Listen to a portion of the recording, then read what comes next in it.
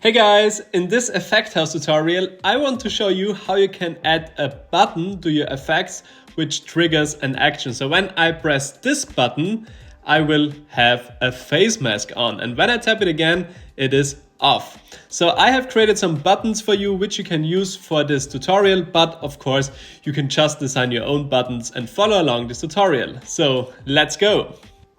Hey again, so let's create a button which triggers an effect here in Effect House. Before we start creating this effect, please make sure that you have a graphic for your button. If you don't have one yet, just go to the description of this video. There you will find a download link where you can find some button graphics to follow along this tutorial. When you have your button graphic ready, just import it to your Effect House project. For this, just drag and drop your graphic into your assets panel. The first thing I do when I import a graphic is to select it in my assets panel, go to the right hand side and set the compression type to none, so it has the best quality in the effect. The next step is that we go to our scene on the left hand side. Here we click on Add Object, and here we will create a 2D screen image for our button. Just click on it, and then Effect House will automatically create this 2D foreground with a screen image inside of it. After it is created, select it, go to the right hand side, and here change the size and the scale to the size you want it. To see it better how it will look at the end, go down to Image and set the texture already to your button graphic. I want to have the button here and a little bit smaller, so I will change this in the screen transform properties. So I will change the scale, so I will activate this chain and I will change the scale to 0.5. Also want it a little bit more down, so I will go also to position and set it to like -300. If you want to see the TikTok interface here, you can do this by clicking here on TikTok UI and then here click on TikTok camera. So you can place your button better so you don't overlay it with the record button. I think this is a nice position, so we can start programming the filter. The next thing I will do is to create a face mask which I will trigger when I press the button. But of course you can trigger any other action you want. But for this tutorial I will set a face mask off and on. So now I go again to my scene and click on Add Object. Here I search for face effects, and here I will create this face mask. And Effect House automatically creates this face mask for us. So and now we go to our visual scripting to start programming the logic of the filter. So we go to the plus and click on Add Node. And here we search for Screen Image Tab.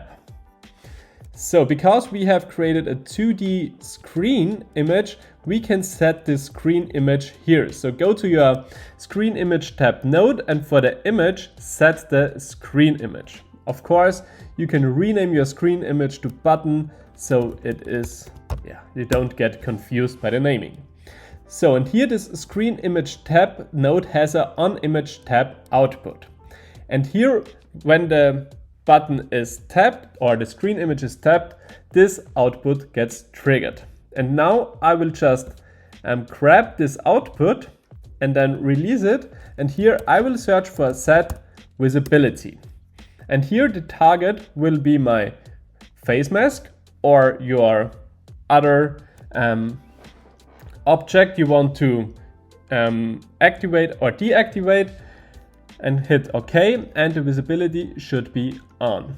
When I now tap on the button here already in my preview, nothing happens because my face mask is already on since the beginning. So to turn the visibility off, go to your scene, and here for the face mask, turn it off.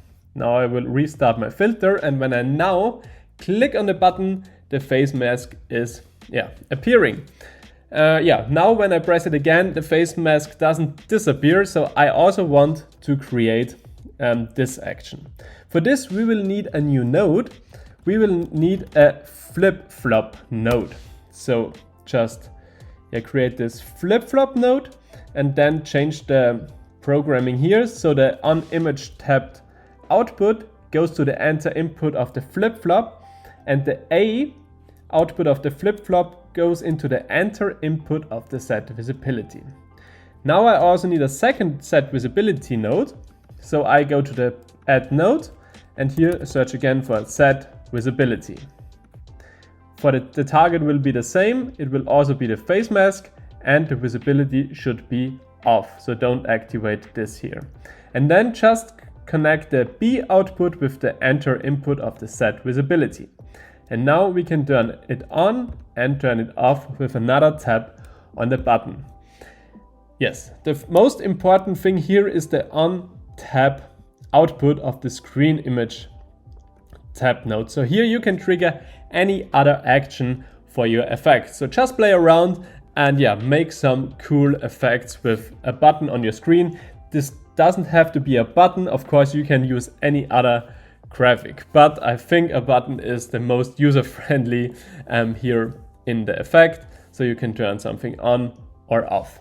I hope this tutorial was helpful for you. If yes, give this video a thumbs up, and if you're new on this channel, it would be nice when you subscribe to it. So thanks for watching and see you in the next tutorial. Bye!